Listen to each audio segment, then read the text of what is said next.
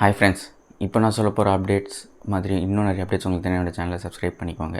So அந்த கரூர் இன்சிடெண்ட்டோட இது பார்த்திங்கன்னா இன்னும் அந்த ஹீட் போயிட்டே தான் இருக்குது.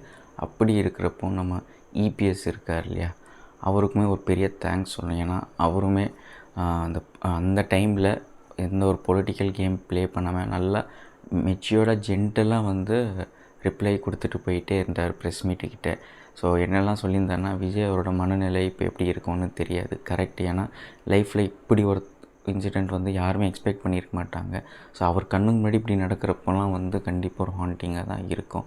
அண்ட் அதுக்கப்புறம் நம்ம வந்து விஜயை தப்பு சொல்ல முடியாது. சில சப்போர்ட்டிவாக ஒரு நல்ல வேர்ட்ஸ் எல்லாம் போட்டு பேசியிருந்தார்.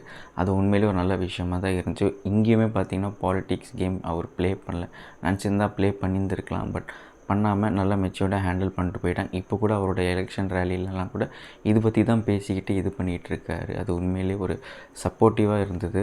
இது எதிர்பார்க்கல. ஸோ அதாவது எதிர்பார்க்கலன்னா இபிஎஸ் கூட சார் அவங்க இப்படி பேசுவாங்கன்ட்டு. பட் அது உண்மையிலே ஒரு நல்ல பெரிய விஷயமா இருந்துச்சு. ஒரு கான்ஃபிடென்ஸ் கொடுத்துச்சு.